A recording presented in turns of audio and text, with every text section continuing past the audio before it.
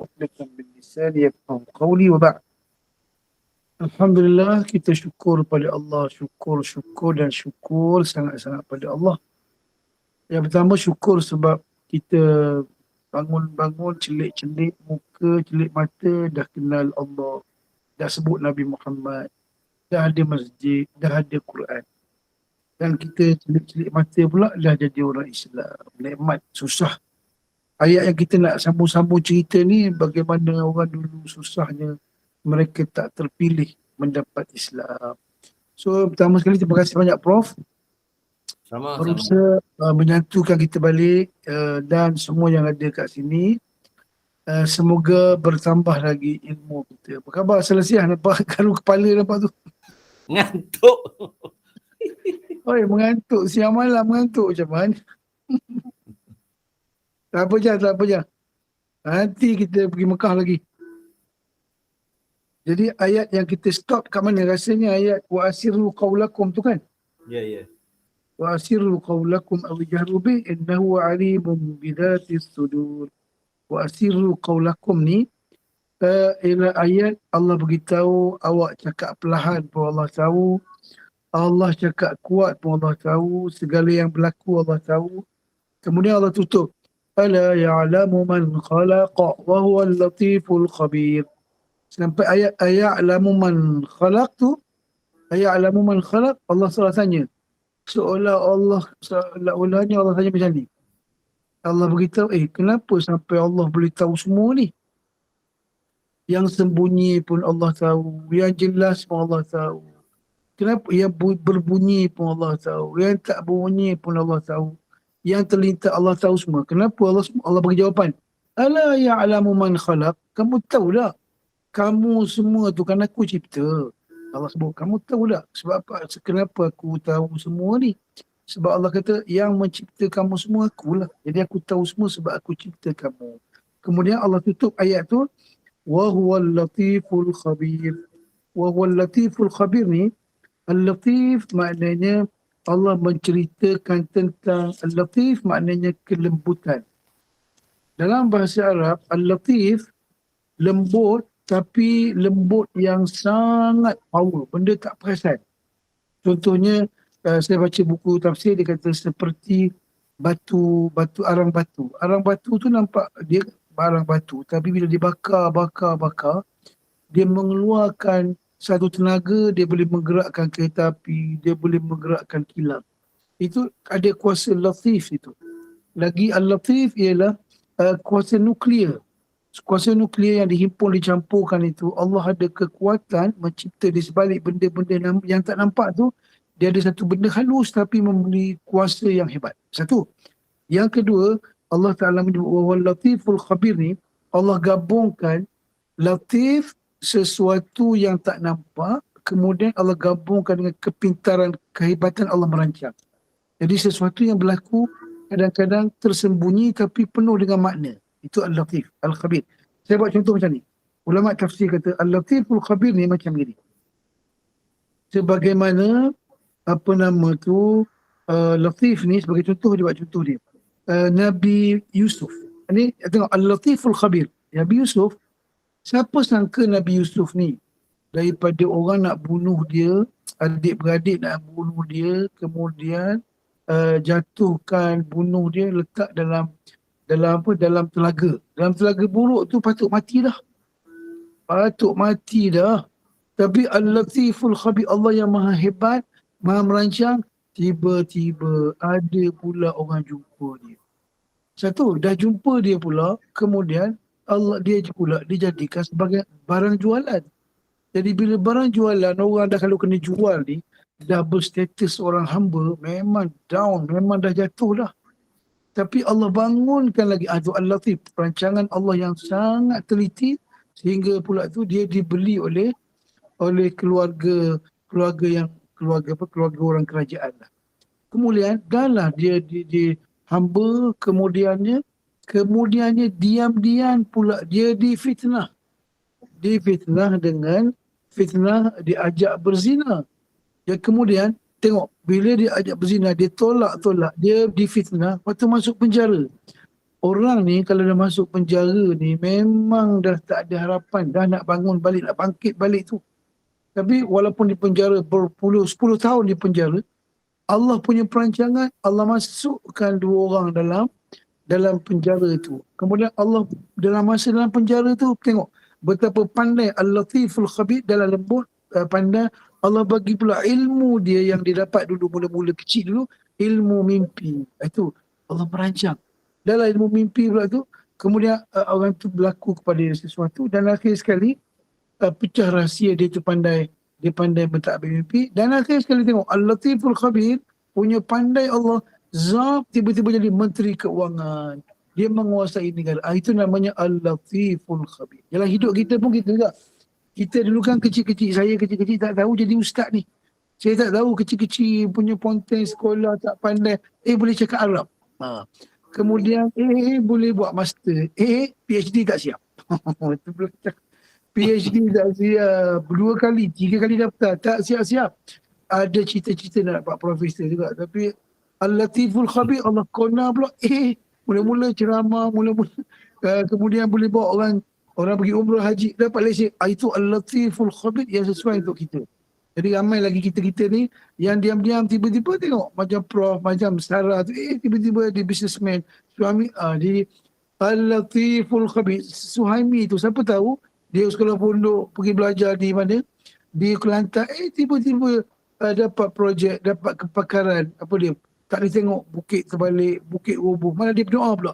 Bila roboh, biar roboh bukit tu, ada projek. Al-Latiful Khabir. Jadi dalam hidup kita ni, percayalah, perancangan kita, hidup kita ni Al-Latiful Khabir. Sebab tu anak-anak kita just bagi duit, hantar sekolah.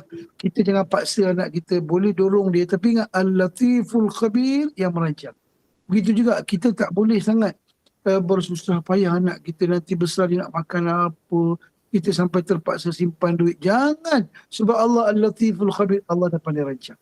Tapi kita kena belajar, kena ada ilmu supaya kita dapat. Allahu Akbar. Okey, itu maknanya wa huwal latiful khabir. Pandai, bijak. Macam politik di Malaysia juga yang berlaku macam mana tu sebab Al-Latiful Khabir. Kemudian Allah Ta'ala sebut ayat 15. Huwallazi ja'ala lakumul arda dhalulan famshu fi manakibiha wa kulu min rizqihi wa ilayhin nusyur. Huwallazi, huwa tu dia. Dia tu Allah tak sebut nama Allah sebab dia tu, sebab sebelum tu ceritanya cerita Allah. Jadi bila huwa tu dia lah. Sebab apa dia tu? Ja'ala lakumul arda. Bila Allah tak sebut nama Allah, dalam tafsir ni, dalam Allah punya hebat, kadang-kadang Allah tak sebut nama dia sebab tak perlu sebut. Kenapa tak perlu sebut? Tak sebut pun orang tahu dah. Tak perlu sebut, orang tahu kenapa. Sebab tak ada orang lain yang mencipta bumi. Jadi Allah yang mencipta bumi. Apa khabar semua orang lain? Senyap nampak. Ada kan? Ustaz Najmuddin. Najmun ni bintang, jadi malam-malam bintang ni nampak di langit je. Klip kat langit. Orang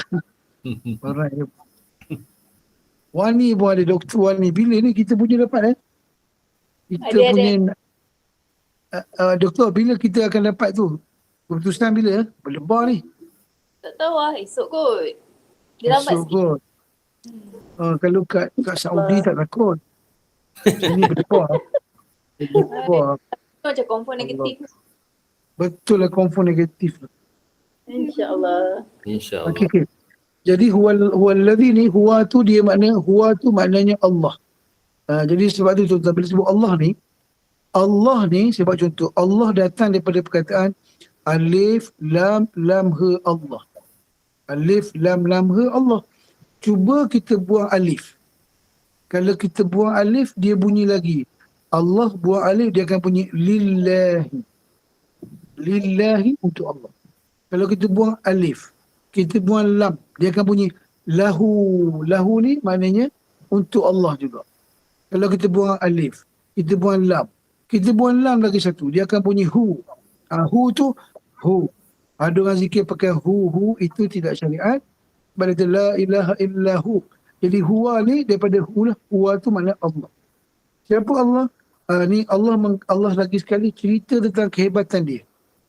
Okay. Allah cerita hebat dia. Apa hebat Allah? Tadi Allah Maha mendengar merancang. Allah sebut kedua pula. Dia yang menjadikan kamu bumi. Ja'alakumul arda. Jadi bumi ni sebenarnya dalam tafsir kata Allah jadikan bumi kepada kita ni tempat kita menunaikan tujuan kita dicipta. Kita diciptakan untuk beribadat. Jadi tempat untuk beribadat itu ialah di bumi. Dan di bumi juga tempat Allah menguji kita. Jadi kita dilahirkan di bumi untuk ibadat dan di bumi juga ujian. Ujian tu maknanya ujian kesenangan susah. Allah kata apa? Wallazi ja'ala lakum zalulan. Zalulan ni Allah jadikan bumi mudah untuk kita. Jadi bumi mudah apa dia?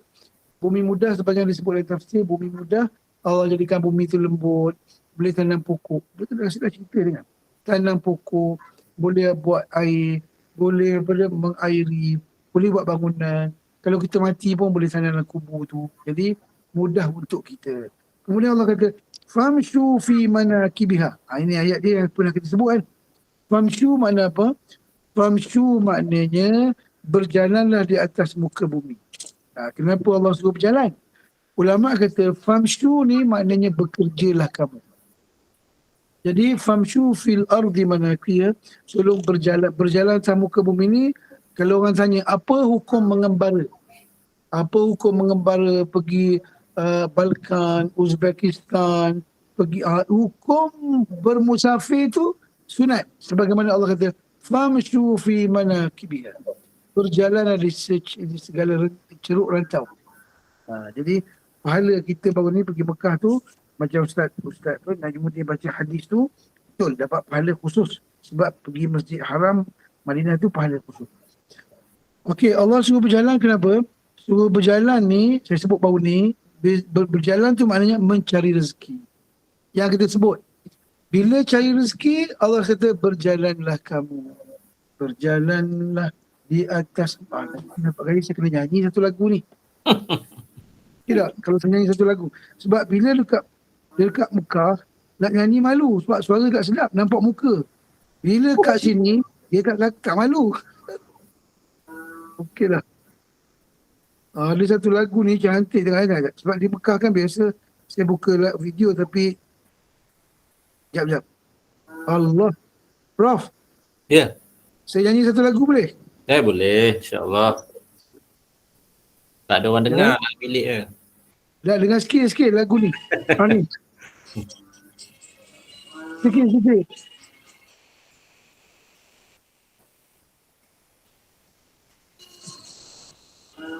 Lagu daripada sikit je.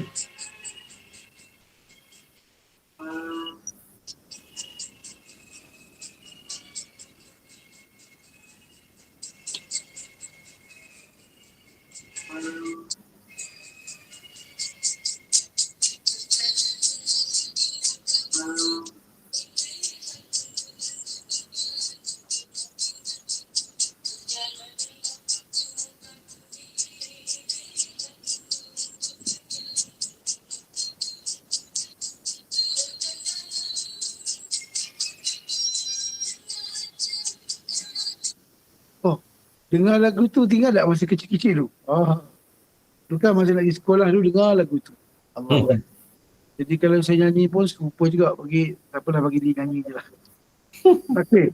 Jadi Allah kata bila berjalan atas muka bumi Allah kata berjalan. Maknanya untuk cari rezeki berjalan. Yang saya sebut dah baru ni kan.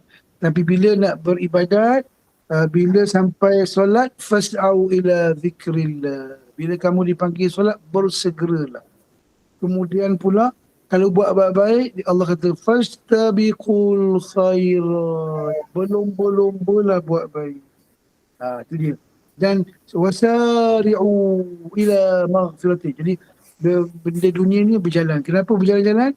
Cari rezeki sebab rezeki kita telah pun ditentukan oleh Allah Subhanahu Wa Taala. Okey, jadi cerita maknanya bila cari rezeki kita merancang tapi slow and steady. Tapi mencari akhirat, jangan slow and steady. Kita kena berkejaran.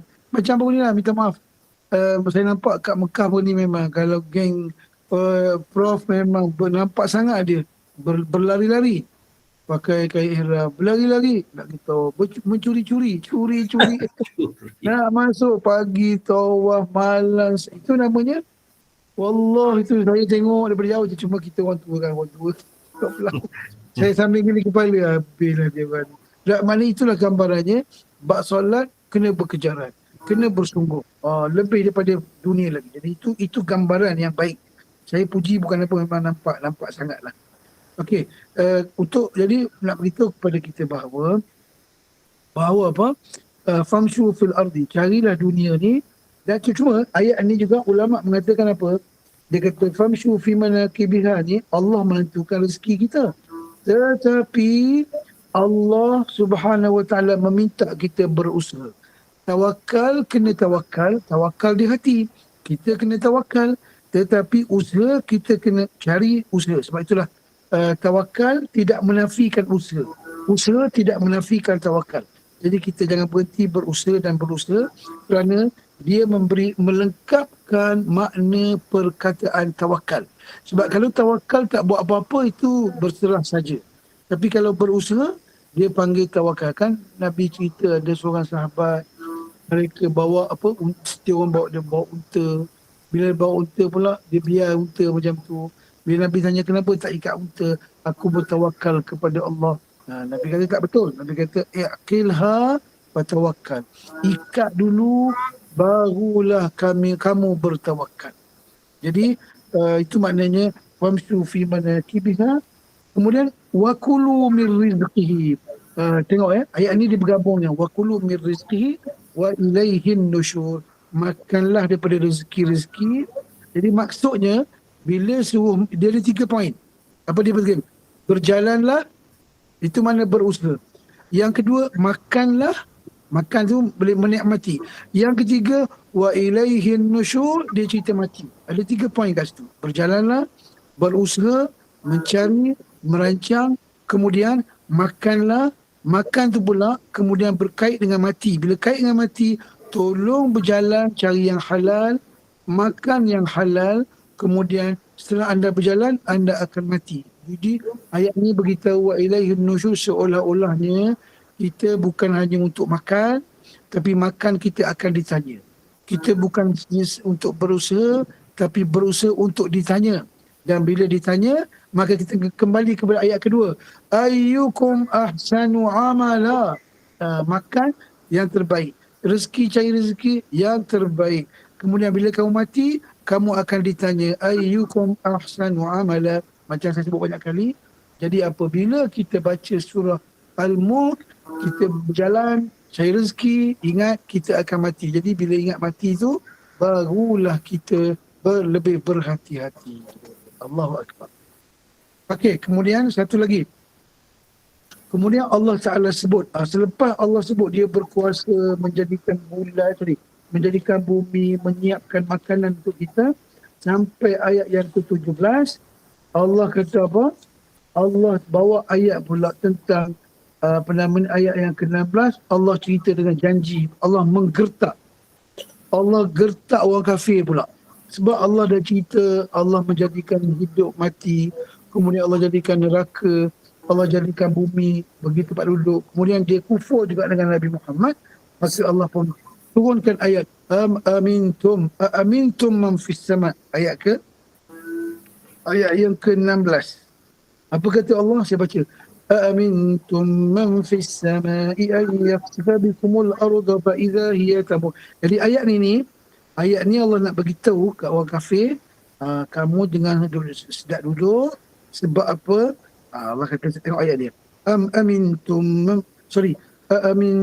man fis sama'i an yakhsifa bikumul arda fa idza hiya tamur. Apa maksudnya? Maknanya ialah, patutkah kamu merasa aman, yakni kamu tak takut pada Tuhan yang pemerintahannya di langit. Sebab suratul Mulk. Oleh kerana suratul Mulk Allah sebut langit. Amintum man fis sama, adakah kamu rasa aman, adakah kamu tak takut kepada Tuhan pusat pemerintahan di langit. Kenapa sebut di langit tu? Sebab ini suratul Mulk, surah kerajaan. Okey, soalan saya, berhenti sekejap. Allah di mana sebenarnya? Di mana Allah? Dia sebut amintum man fis sama. Allah di mana? Jadi saya nak sebut, minta maaf, ada satu kata-kata orang Malaysia, orang mana kata dia kata ni, Allahu mawjudin bi ghairi makan. Allah itu wujud tanpa tempat. Betul tak? Ada orang sebut Allah itu ada tapi dia tidak bertempat. Saya nak beritahu, Allah Ta'ala ni, Allah Ta'ala sebut dalam surah As-Sajdah. Apa kata Allah? Allah kata, Wallazi khalaqalakum, Allah mencipta langit bumi, kemudian fi sittati ayyam, Allah mencipta langit bumi 6 hari, kemudian thumma istawa 'alal 'arsy. Tengok ayat dia. Kemudian Allah duduk bersemayam di atas arasy. Jadi ulama salaf, apa salaf? Aisyah kata, Abu Bakar kata, Ibnu Mas'ud kata, Ibnu Abbas kata, Abdullah bin Umar kata, dia kata Allah ini bersemayam di atas. Atas mana? Sebab istiwa ni ada 3 makna. Yang pertama istawa, yang pertama makna sempurna, yang kedua maknanya menuju, dan yang ketiganya tinggi. Jadi Allah tu ada tempat dah. Allah sebut Allah tu di langit. Tapi langit dia tak sama dengan langit kita. Laisa kamitslihi syai'. Okey, ada satu ayat. Kita pernah dengar cerita kan, ada satu kes ayat ni, fis sama. Allah sebut dia di langit. Ada satu cerita kan, semua kita tahu cerita ni. Ibnu Umar, anak Sayyidina Umar, dia pernah berjalan. Dia berjalan, dia jumpa seorang budak gembala kambing. Ingat tak cerita tu? Kan budak gembala kambing kan? Bila jumpa budak gembala kambing, dia tanya budak gembala kambing tu, boleh tak kalau saya nak beli kambing-kambing awak? Gembala kambing kata tak boleh, ini orang punya. Kalau nak gembala kambing, nak kambing ni pergi jumpa tuan dia. Ibnu Umar kata, kamu jual aku senyap-senyap tak boleh. Tuan kamu tak tahu pun. Mai lah. Kalau kita, mai lah. Duit ambil kamu cakap lah. Dia makan segala ke, hilang ke. Dia kata tak boleh. Ibnu Umar tanya lagi sekali, boleh tak bagi lah kambing aku beli kambing ni. Tuan kamu tak tahu.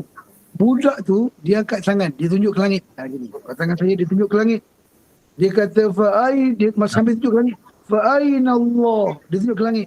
Di mana kan maknanya kamu duk suruh aku tipu-tipu kan? Fa'aina Allah. Allah kan ada kat langit tu. Mana Allah tahu. Dia tunjuk Allah kat langit. Jadi Sayyidina Umar, anak Sayyidina Umar tu pun, dia pun tak patah. Jadi akhir sekali dia buat apa tahu? Dia bebaskan budak tu, dan budak tu pun daripada hamba jadi bebas. Lepas tu dia beli pula kambing-kambing tu. Sebelum tu budak ni gembala kambing, dia tu hamba. Kambing tu orang punya. Sebab dia sebab ada Allah lah aku tak berani tipu, sebab akidah dia tinggi, integriti dia tinggi, dia tunjuk ke langit. Jadi ke langit tu mana Allah. Lepas tu anak Sayyidina Umar bebas budak tu, dia beli pula kambing-kambing tu. Kambing-kambing tu dia beli, dia bagi kat budak tu. Jadi budak-budak tu asalnya hamba ke gembala kambing. Lepas tu jadi tokek kambing pula. Sebab dia bebas. Dan sebab apa aku beli kamu? Sebab kamu rasa ada Allah. Jadi Allah disebut di langit. Banyak cerita lah. Sebab tu ayat disebut, Amintum man fis sama. Adakah kamu merasa aman? Allah kata, adakah kamu merasa aman dengan kerajaan Allah di langit? Jadi langit ni satu maknanya di alam tinggi. Allah ni tinggi. Amintum man fis sama. Adakah kamu merasa aman? Allah tanya ni. Allah tanya orang kafir.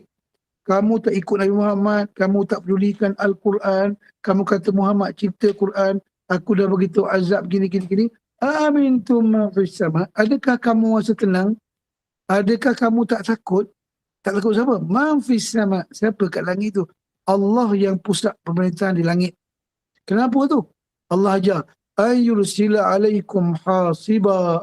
Ayat ni ayat kedua. Sorry. Ayat 16 dulu. Amintum man fis sama. Kamu tak takut ke Allah memerintah di langit? Ayyaksifa bikumul arda. Allah pun sebut satu cerita, bukan satu. Allah cerita akibat. Okey, sebelum tu ayat ni. Amintum maknanya apakah kamu rasa aman? Jadi ayat ni ulama kata amintum, rasa aman ni bila kita hanya rasa aman bila bila kita beriman dengan Allah. Baru kita rasa aman. Jadi ayat ni beritahu, siapa yang durhaka kepada Allah, dia tak akan tenang. Itu Allah tanya, amintum man fis sam, adakah kamu rasa tenang sebab kamu durhaka kepada Allah?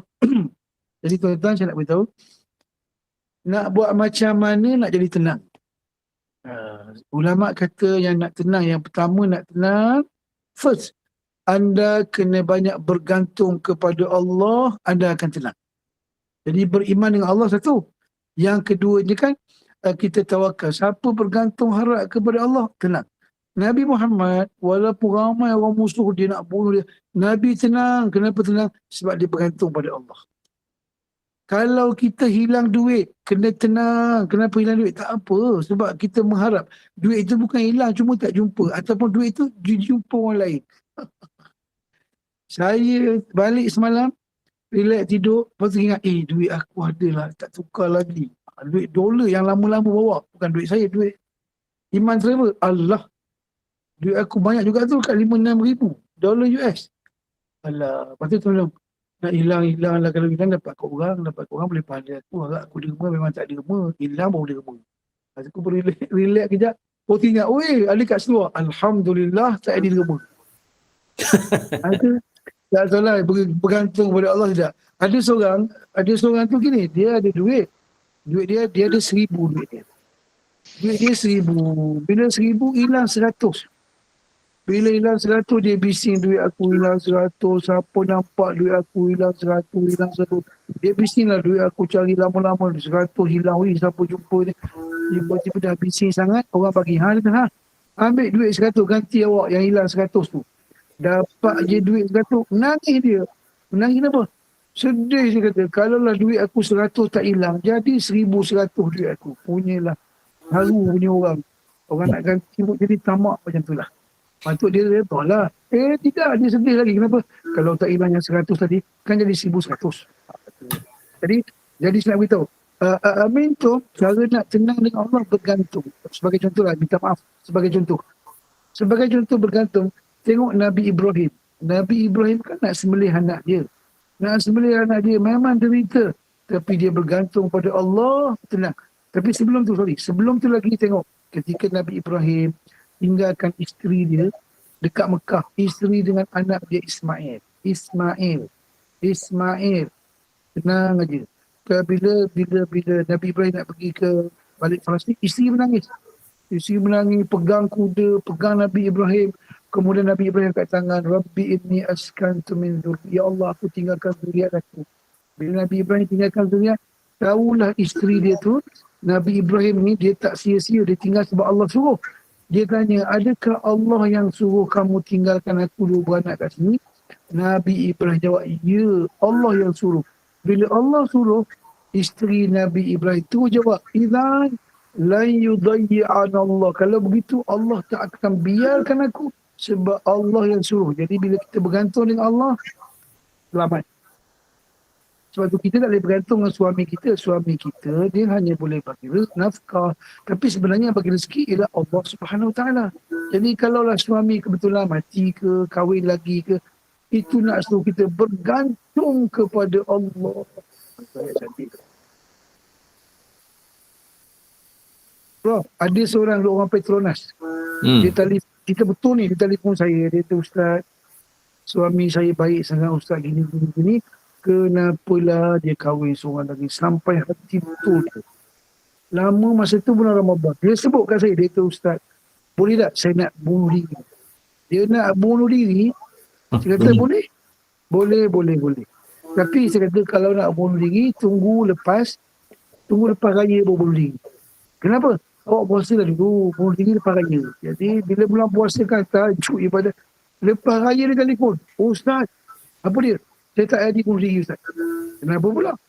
Dia kata selama ni rupanya saya hidup, saya mengharapkan cinta suami saya sahaja. Saya lupa nak berharap cinta Allah. Jadi sebab dia kahwin seorang lagi, terbuka pintu hati saya. Selama ni saya hanya berharap pada suami, saya tak berharap kepada Allah. Jadi cerita tu betul-betul lah cerita. Apa khabar orang lain semua, sihat ke? Betul lah Ustaz. Betul Kita tak Siapa boleh ni? mengharap suami. Allah yang Betul. utama. Allah Akbar. Wahai Betul. Suhaimi, Suhaimi. Suhaimi sedang berzikir. Suhaimi malam-malam berzikir ni.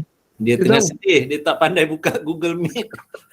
subhanallah, anak dia tak ada lah tu. Tak ada. Dia seorang dari semalam. Kesian dia. Selama ni Fairuz dengan profesor dia punya. Kalau Saya nasib baik anak dah buka kan hari tu.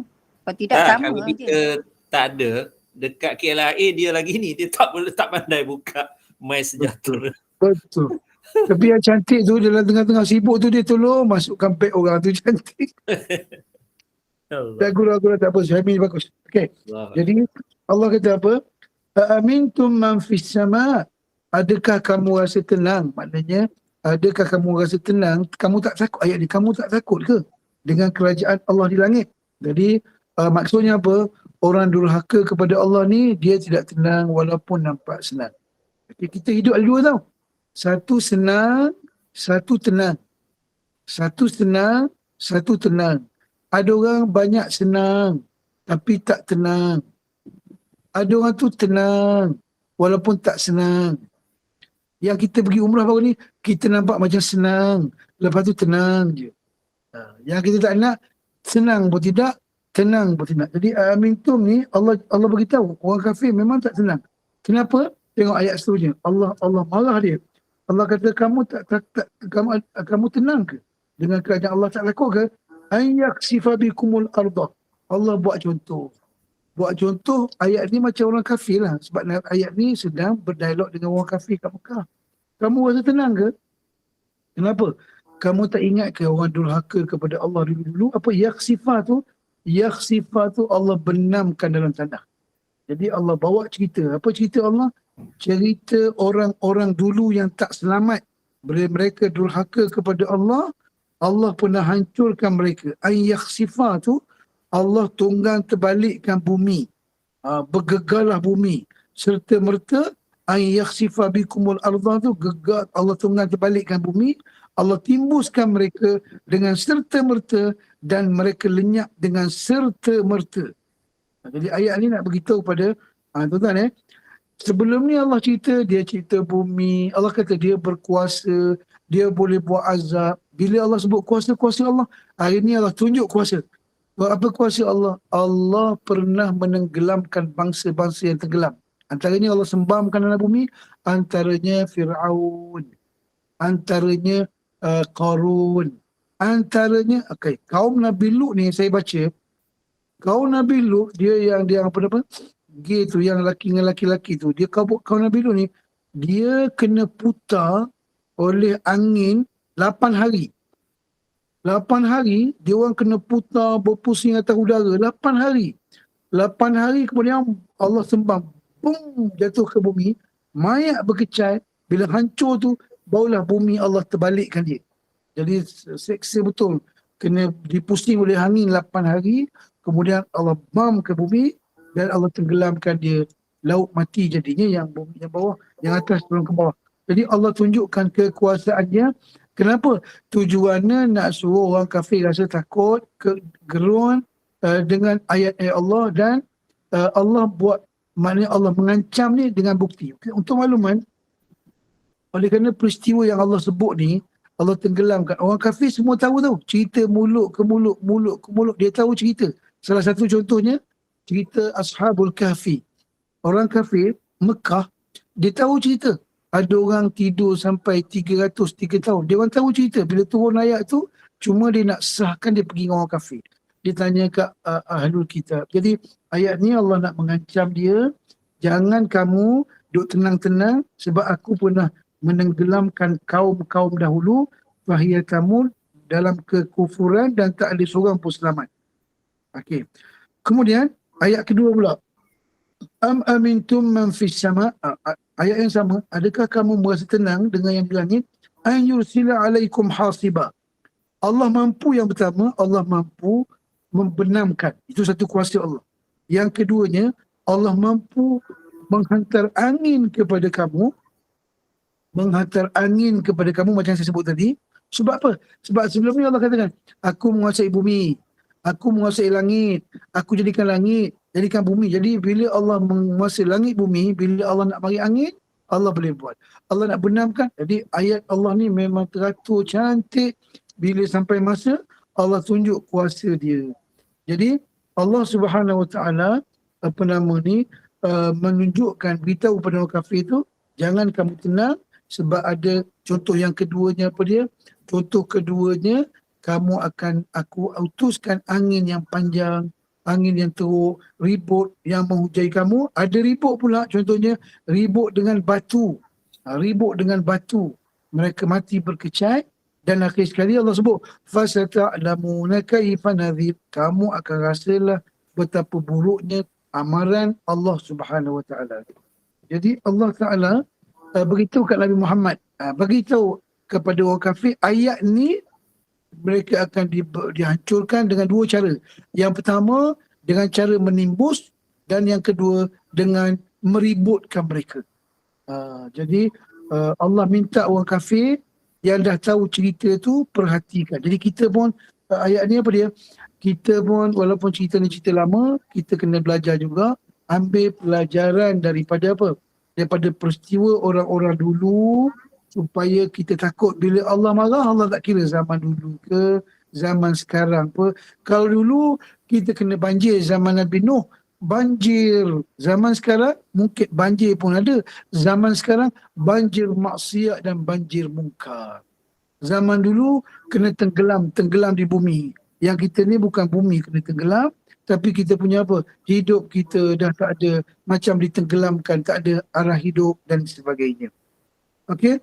Jadi Allah minta orang kafir memerhatikan penderitaan orang dulu, dan kita pun kena perhati juga penderitaan orang-orang dulu yang ditenggelam banjir. Sebagaimana kaum Syuaib dan sebagainya lah. Okey, dan last kali Allah Ta'ala sebut apa satu lagi? Apa kata Allah? Allah kata, وَلَقَدْ كَذَّبَ الَّذِينَ مِنْ قَبْلِهِمْ فَكَيْفَ كَانَ نَكِيرٌ. Allah kata Muhammad, apa dia? وَلَقَدْ كَذَّبَ. Rasulullah kan, Nabi Muhammad dapat ayat Quran. Kemudian Nabi Muhammad didusta-dustakan. Kemudian Allah pun sebut, وَلَقَدْ كَذَّبَ الَّذِينَ مِنْ قَبْلِكُمْ فَكَيْفَ كَانَ نَكِيرٌ. Dia kata, apa kata ayat Quran ni? وَلَقَدْ, sesungguhnya orang-orang dahulu telah pun mendustakan Rasul-Rasulmu. Jadi ayat ni nak beritahu kepada Nabi Muhammad, apa dia? Nabi-Nabi dulu pun orang dusta juga. Nabi-Nabi dulu dipermainkan dulu. Jadi Nabi Muhammad kalau sedih, sedih-sedih rupanya, inilah sunnah perjuangan Nabi-Nabi dahulu. Apa sunnahnya? Orang tak peduli, orang dustakan, orang nak bunuh Nabi Muhammad. Jadi ayat ni sebenarnya menghibur Rasulullah sallallahu alaihi wasallam. Kita kan, kita kalau kita sakit, kemudian ada juga orang lain sakit juga. Okey lah juga, boleh tahan juga. Kalau kita sakit seorang, orang lain semua bahagia, derita juga. Jadi Nabi Muhammad ni sakit, kemudian diberitahu pula apa? Diberitahu Nabi-Nabi dulu pun teruk juga. Kalau kita sedih seorang-seorang, letih juga. Sekarang ni orang dulu pun sedih, Nabi-Nabi pun sedih. Paling kurang adalah namanya kelegaan itu. Okey. Jadi tuan-tuan dirahmati Allah sekalian, rupanya fitrah dakwah memang macam tu. Sedih, dikata orang, dimarah, dibaling. Dan sebab itulah pendakwah ni, pendakwah, ustaz-ustaz siapa ni, dia kena bersedia kalau kena fitnah. Dia kena bersedia kalau kalau kita dipermainkan orang. Jadi pengajaran apa? Pengajaran kita, sebab ayat ni juga beritahu satu lagi pengajaran. Allah boleh hancurkan manusia sekelip mata. Allah boleh sekelip mata. Dan satu lagi, Allah cerita macam ni sebab Allah sayang kat kita lah. Allah cerita orang dulu kena azab sebab Allah sayang kat kita. Kenapa sayang? Supaya jangan buat sebagaimana orang dulu buat. Dan sebagaimana orang dulu buat, jangan kita buat. Jadi pengajaran dia apa? Pengajaran dia ialah, tengok umat dulu degil. Dia kena peti. Umat dulu kena sumpah. Jadi buruk kan? Kunu kiradatan khasi'in. Ada yang jadi orang laki-laki jadi kera. Orang perempuan jadi babi. Menurut cerita dulu lah. Jadi kunu kiradatan khasi'in. Okey.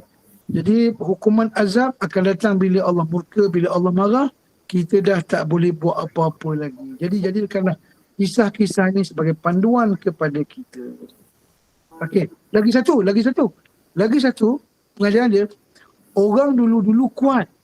Orang dulu-dulu besar. Sebab orang dulu kan dia tebuk bukit, kerja kuat.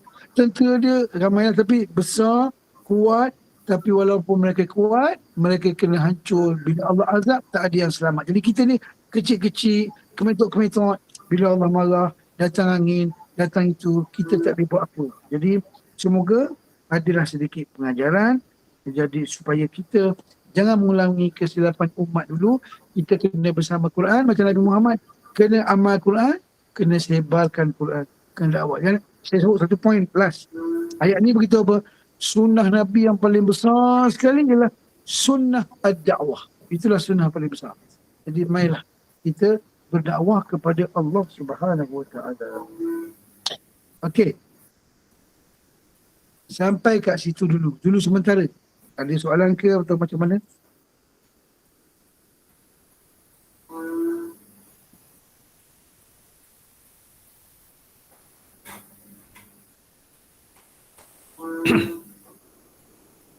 Ada soalan ke sahabat-sahabat? Ada tambah ke? Dalam ni ada ni Ustaz, ada alumni Ustaz yang lama ni, Datuk Junipah Wandi. Ustaz ingat tak? Mana, Masya Allah. Tapi dia tak tunjuk gambar ni. Datuk Junipah ni dia pergi sama saya dengan Ustaz 2017 kalau tak silap saya. Allahu Akbar. Yang dia adik-beradik, ingat tak? Adik-beradik, abang dia, kakak dia tak silap saya. Oh ya, ingat. Masya Allah. Anak-anak buah dia. Ni Mak Zaki siapa ni? Masya Allah. Ustaz. Muhammad Zaki ni kawan Ana ni. Masya Allah, Syekh. Dia ni lawyer. Nampak wajah macam orang Arab. Datuk Junipah ni sekarang Timbalan Ketua Pesuruhjaya SPRM Malaysia. Mana Allah. dua SPRM. Masya Allah. Subhanallah. Jadi Prof, kita dah lebih kurang 49 minit lama dah tu kan. Sebab kita sama, kalau ayat seterusnya, dia akan cerita kisah burung pula. Okey. Macam mana Allah nak gambarkan kebesaran Allah tu tadi. Allah cerita satu benda, episod burung yang menggambarkan Allah ni hebat. Boleh menguruskan alam ni. Tapi Allah cerita satu makhluk binatang. Kita sambung lain kali insyaAllah. InsyaAllah. InsyaAllah. Terima kasih Ustaz. Masya Allah, Salasia apa khabar? Alhamdulillah. Macam mana operasi ejen dah gerak ke tak? Gerak dah ni. Ramai yang tanya. Saya tunggu. Alhamdulillah. Tanya pun dah okey dah. Ustaz punya trip bila? 16?